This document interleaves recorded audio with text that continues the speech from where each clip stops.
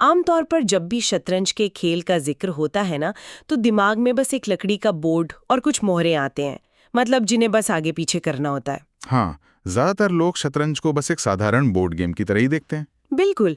लेकिन दुनिया के महानतम शतरंज खिलाड़ियों में से एक ग्रैंड मास्टर मैग्नस कार्लसन के खेलने के तरीके पर जरा गौर कीजिए। जब वो बोर्ड की सामने बैठते हैं तो उनकी नज़र सिर्फ अगली एक चाल पर नहीं होती। वो एक ही पल में खेल में 15 चालें आगे तक देख सकते हैं। 15 चालें?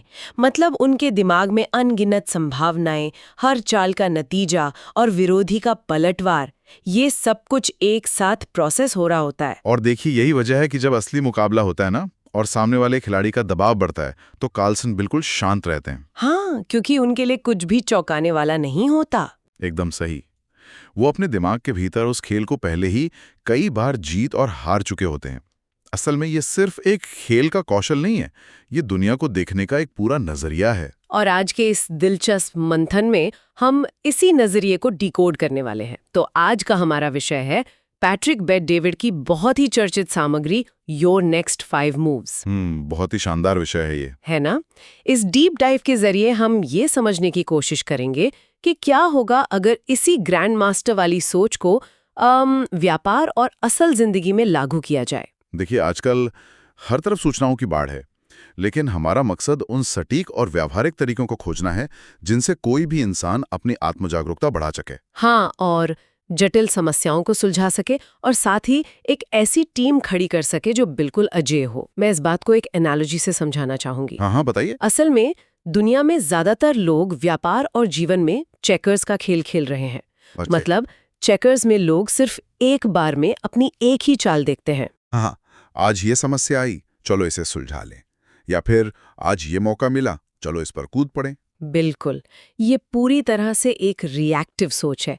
लेकिन जो लोग सच में बड़े मुकाम हासिल करते हैं वो शतरंज खेल रहे होते हैं। वो अपनी अगली 5 चालों की रणनीति बनाते हैं। तो चलिए आज इसी चेस बोर्ड को थोड़ा करीब से समझते हैं और सबसे पहली चीज से शुरुआत करते हैं, खुद को समझना। क्योंकि बोर्ड पर कोई भी चाल चलने से पहले ये जानना बहुत जरूरी है कि खेलने वाला असल में कौन है और वो चाहता क्या है। सही कहा।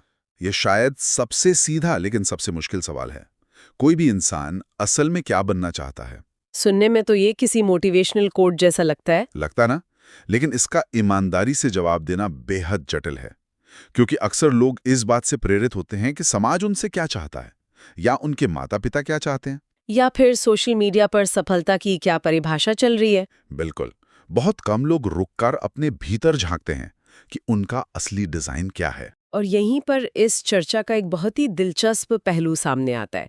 मतलब पैट्रिक का मानना है कि इंसान को हमेशा सकारात्मक बातों से ही प्रेरणा नहीं मिलती। हाँ, कई बार हमारा जो दर्द है और हमारे जो आलोचक हैं, जिन्हें हम हेटर्स कहते हैं, वो सबसे बेहतरीन ईंधन का काम करते हैं। जैसे बारबरा कॉकरन की कहानी, ये इसका एक अचूक उदाहरण है। शार्क टैंक की निवेशक बनने से पहले बारबरा एक रेस्टोरेंट में वेट्रेस का काम करती थी। उनके बॉयफ्रेंड ने उन्हें अपना रियल एस्टेट बिजनेस शुरू करने के लिए $1000 का छोटा सा लोन दिया था। अच्छा। लेकिन कुछ समय बाद वो बॉयफ्रेंड उन्हें छोड़कर उनकी असिस्टेंट के साथ चला गया। ओह, ये तो बहुत बुरा है। और जाते जाते उसने एक बात कही, तुम मेरे बिना कभी सफल नहीं हो पाओगी। बाप रे। वो एक वाक्य किसी भी आम इंसान को तोड़ने के लिए काफी था। बिल्कुल। लेकिन बारबरा के लिए वो वाक्य एक रॉकेट फ्यूल बन गया। मतलब उन्होंने उस $1000 और उस गुस्से के दम पर न्यूयॉर्क की सबसे बड़ी रियल एस्टेट कंपनियों में से एक खड़े कर दी। एकदम सही। और देखिए, माइकल जॉर्डन की कहानी भी इसी सिद्धांत पर काम करती है। जब उन्हें उनकी हाई स्कूल बास्केटबॉल टीम से बाहर निकाल दिया गया था तो वो घर जाकर बहुत रोए थे। हाँ, मैंने भी ये सुना है। लेकिन उस दर्द ने उन्हें इतिहास का सबसे महान खिलाड़ी बना दिया। यहाँ तक कि सालों बाद जब उन्हें हॉल ऑफ फेम में शामिल किया गया तो अपनी स्पीच में उन्होंने उन लोगों का खास तौर पर जिक्र किया जिन्होंने उन पर शक किया था। वो दर्द उनके लिए जीवन भर एक ईंधन बना रहा। और खुद पैट्रिक बेट डेविड की अपनी कहानी भी बहुत गहरी है ना? हाँ, हाई स्कूल में उनका जीपीएस सिर्फ 1.8 था, जो कि काफी खराब माना जाता है। और 20 साल की उम्र में उन पर 26 अलग अलग क्रेडिट कार्ड्स का लगभग $49,000 का कर्ज था। 26 क्रेडिट कार्ड्स? हाँ, लेकिन उनकी जिंदगी का टर्निंग पॉइंट तब आया जब उनके पिता को दिल का दौरा पड़ा। वो उन्हें एक सरकारी अस्पताल ले गए, जहां उनके पिता के साथ बहुत बुरा व्यवहार हुआ। ये सुनकर ही गुस्सा आता है। पैट्रिक को भी बहुत गुस्सा आया, लेकिन तभी वहां मौजूद एक अनजान शख्स ने उनसे कहा, अगर तुम्हारे पास पैसे होते तो तुम अपने पिता का बेहतर इलाज किसी अच्छे प्राइवेट अस्पताल में करा सकते थे। उफ, उस एक पल ने पैट्रिक को अंदर तक झकझोर दिया होगा। बिल्कुल, वो बेबसी का सबसे चरम बिंदु था। वो एक ऐसा पल था जहां उन्हें अपनी आर्थिक स्थिति का पूरा एहसास हुआ। उस रात पुराना पैट्रिक मर गया। उन्होंने तय किया कि उनका परिवार फिर कभी ऐसी बेबसी का सामना नहीं करेगा। उन्होंने उस शर्म और दर्द को एक दिशा दे दी। बिल्कुल दे दी। लेकिन मैं यहाँ थोड़ा रुकना चाहूंगी। मतलब ये सब सुनने में बहुत प्रेरणादायक लगता है, लेकिन क्या हमेशा अपने आलोचकों के तानों को, उस गुस्से को और उस दर्द को अपने साथ लेकर चलना मानसिक रूप से नुकसानदायक नहीं है? आपका मतलब है कि ये टॉक्सिक हो सकता है? हाँ, अगर कोई इंसान सिर्फ इस वजह से काम कर रहा है कि उसे किसी को गलत साबित करना है, तो क्या ये उसके दिमाग में एक तरह का जहर नहीं घोलता? ये एक बहुत ही जायज और गहरा सवाल है। देखिए, अगर कोई सिर्फ अंधे गुस्से या बदले की भावना में जी रहा है, तो वो यकीनन खुद को जला देगा। तो फिर इसका सही तरीका क्या है? इसका असली जवाब हमें डॉक्टर डेविड हॉकिंस की किताब पावर वर्सेस फोर्स में मिलता है। बात सिर्फ नफरत को सीने से लगाए रखने की नहीं है। चेतना या अवेयरनेस का सबसे ऊंचा स्तर स्वीकृति यानी एक्सेप्टेंस का होता है। स्वीकृति मतलब हार मान लेना? नहीं, हार मान लेना नहीं, वास्तविकता को स्वीकार करना। जब कोई इंसान अपनी कमियों को, अपनी गलतियों को और अपने साथ हुए बुरे बर्ताव को पूरी तरह से स्वीकार कर लेता है, बिना किसी बचाव के। अच्छा, तो वो गुस्सा एक विनाशकारी आग नहीं रहता? बिल्कुल, वो एक नियंत्रित ऊर्जा में बदल जाता है। आप उस दर्द से भागते नहीं हैं। आप ये नहीं कहते कि मेरे साथ ऐसा क्यों हुआ। आप उसे स्वीकार करते हैं और उसका इस्तेमाल अपनी अगली चाल तय करने में करते हैं। मतलब दर्द एक तथ्य बन जाता है और उस तथ्य से आप अपनी सफलता की इमारत खड़ी करते हैं। कि बहुत ही शानदार नजरिया है। और इसी सोच से जुड़ा एक और बेहतरीन कॉन्सेप्ट सामने आता है, फ्यूचर ट्रूथ यानी भविष्य का सच। हाँ, आईबीएम के संस्थापक थॉमस जे वॉटसन वाला उदाहरण ना? बिल्कुल, उनका कहना था कि आईबीएम इसलिए सफल हुई क्योंकि उन्होंने बहुत पहले ही ये तय कर लिया था कि एक महान कंपनी कैसी दिखती है और उसके मानक क्या होते हैं। और एक महान कंपनी बनने से बहुत पहले ही उन्होंने अपनी छोटी सी कंपनी में वैसा ही व्यवहार करना शुरू कर दिया था। इसी को अपना फ्यूचर ट्रूथ जीना कहते हैं। अगर कोई खुद को भविष्य का एक बड़ा रणनीतिकार मानता है, तो उसे आज इसी वक्त से वैसे ही फैसले लेने होंगे, भले ही आज उसके पास कोई बड़ी टीम या बड़ा बजट ना हो। सही कहा। और जब ये स्पष्ट हो जाए कि प्रेरणा कहाँ से आ रही है, तब बारी आती है अगली चाल की, ये तय करना कि आपको किस मैदान पर खेलना है। ये आज के दौर का सबसे बड़ा विषय है, सही मैदान या बोर्ड चुनना। मतलब अगर हम सोशल मीडिया को देखें तो ऐसा लगता है जैसे हर तरफ बस हसल कल्चर का शोर है। हाँ, हर को कह रहा है कि अगर सफल होना है तो आपको खुद का बिजनेस शुरू करना ही होगा, जैसे किसी और के लिए काम करना कोई अपराध हो। हर किसी को एंटरप्रेन्योर बनना है। ये आज के समय का एक बहुत बड़ा मिथक है। देखिए, हर इंसान का स्वभाव अलग होता है। हर किसी को स्क्रैच से शुरुआत करने की या रातों की नींद हराम करने की जरूरत नहीं है। कई बार सबसे सही मैदान वो कंपनी होती है जहां इंसान पहले से काम कर रहा है। ऐसे लोगों को इंट्राप्रेन्योर कहा जाता है। इंट्राप्रेन्योर, ये शब्द थोड़ा नया लगता है। स्टीव बाल्मर का उदाहरण इस पर बिल्कुल सटीक बैठता है। वो माइक्रोसॉफ्ट के संस्थापक नहीं थे। हाँ, वो कंपनी में 30वें कर्मचारी के तौर पर शामिल हुए थे। बिल्कुल, उन्होंने कभी खुद की कंपनी नहीं बनाई, सारा जोखिम बिल गेट्स का था। लेकिन माइक्रोसॉफ्ट के संसाधनों का इस्तेमाल करते हुए एक इंट्राप्रेन्योर की तरह काम करके वो करीब $59 बिलियन की संपत्ति के मालिक बन गए। अरे वाह! मतलब एक इंट्राप्रेन्योर वो होता है जो किसी और की कंपनी के भीतर एक उद्यमी की तरह सोचता है और काम करता है। एकदम सही। लेकिन इसके लिए सही कंपनी का होना भी जरूरी है, जो अपने बेहतरीन टैलेंट को आइडियाज देने और उन्हें आजादी से लागू करने का मौका दे। जैसे गूगल का 20% रूल। बिल्कुल, गूगल अपने कर्मचारियों को उनके काम के समय का 20% हिस्सा नए और प्रयोगधर्मी प्रोजेक्ट्स पर लगाने देता है। हाँ, जहाँ कर्मचारी सिर्फ एक मशीन की तरह काम नहीं कर रहे होते हैं, वे कंपनी के भीतर अपना खुद का एक छोटा स्टार्टअप चला रहे होते हैं। और इसी आजादी का नतीजा है कि जीमेल और एडसेंस जैसे प्रोडक्ट्स बने। लेकिन अगर किसी का स्वभाव ही ऐसा है कि उसे खुद का बिजनेस ही करना है, तो वहां तो एक अलग रणनीति चाहिए होगी ना? हाँ, वहां बात आती है ब्लू ओशन ढूंढने की। इस ब्लू ओशन के कॉन्सेप्ट को मैं अपने तरीके से समझाना चाहूंगी। मतलब? अगर कोई शार्क के टैंक में जाकर शार्क से ही तैराकी की रेस जीतना चाहे हाँ, तो ये बहादुरी नहीं है, ये बेवकूफ़ी है। बिल्कुल। शार्क तो उसे खाई जाएगी। असल ब्लू ओशन का मतलब है एक ऐसा नया समंदर खोजना जहां शार्क हो ही ना, जहां प्रतियोगिता आपके खिलाफ सेट ना हो। हाँ, एक ऐसा बाजार बनाना जो पहले से मौजूद ही नहीं था। पैट्रिक ने अपनी कंपनी शुरू करते वक्त यही देखा। इंश्योरेंस एक बहुत ही पुरानी और बोरिंग इंडस्ट्री मानी जाती थी।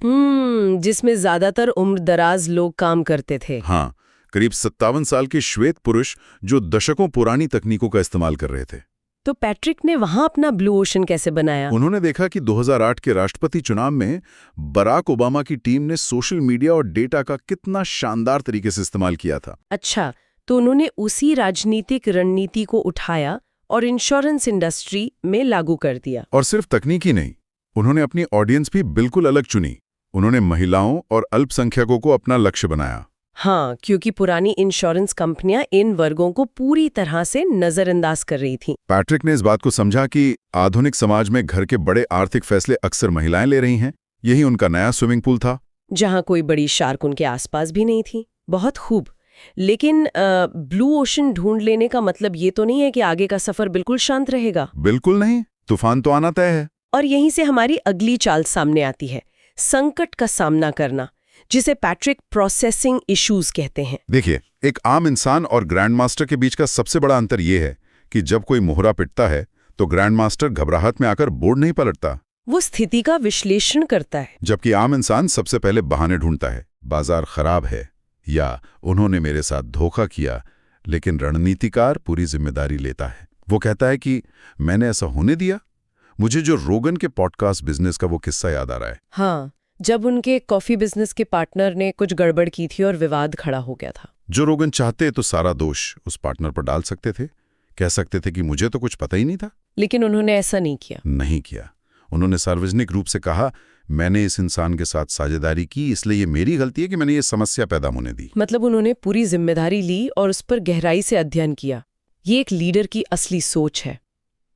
और पैट्रिक की अपनी कंपनी का उदाहरण भी बहुत दिलचस्प है इस मामले में। ओहो, एगॉन वाला मुकदमा। हाँ, जब उनकी कंपनी बहुत छोटी थी तब $400 बिलियन की एक मल्टीनेशनल कंपनी एगॉन ने उन पर केस कर दिया था। जरा सोचिए, एक छोटे से स्टार्टअप के लिए इतनी बड़ी कंपनी से लड़ना कितना खौफनाक हो सकता है। उनका मकसद ही पैट्रिक की कंपनी को शुरुआत में ही मुकदमों के बोझ तले कुचल देना था।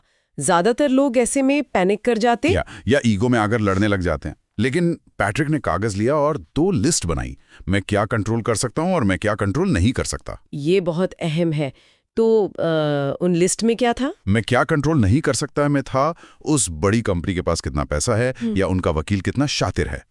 लेकिन मैं क्या कंट्रोल कर सकता हूं कि लिस्ट में था उनका अपना बर्ताव, अपनी टीम का मनोबल और कंपनी का रोजमर्रा का काम। तो उन्होंने ईगो में लड़ने के बजाय क्या किया? उन्होंने महसूस किया कि अगर वो लड़ते रहे तो उनका फोकस खत्म हो जाएगा। इसलिए उन्होंने एक बड़ा चेक लिखकर मामले को वहीं सेटल कर दिया। मतलब एक कदम पीछे हटना ताकि आगे की चाल चली जा सके। और यहीं पर फैसले लेने का ITR फॉर्मूला काम आता है, इन्वेस्टमेंट, टाइम और रिटर्न। बिल्कुल, कोई भी फैसला सिर्फ जज्बात के आधार पर नहीं लेना चाहिए। ये देखना होता है कि कितना पैसा और समय लग रहा है और इसका दूरगामी रिटर्न क्या होगा।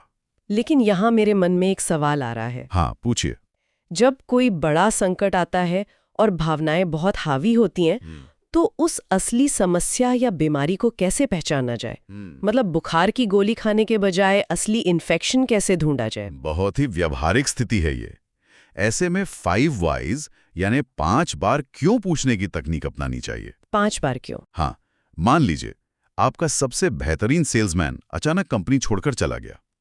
आप पूछते हैं क्यों?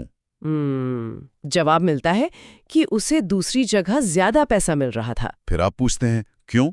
हम उसे ज्यादा पैसा क्यों नहीं दे पाए? तो पता चलता है कि कंपनी का जो कॉम्पेंसेशन प्लान है वो सिर्फ औसत काम करने वालों के लिए बना था। अच्छा, भी आप समस्याओं को जड़ से खत्म कर पाते हैं। और जब कोई ये सीख जाता है तब उससे एहसास होता है कि वो अकेले सब कुछ नहीं कर सकता। बिल्कुल, यहीं से हमारी अगली चाल आती है, सही टीम बनाना।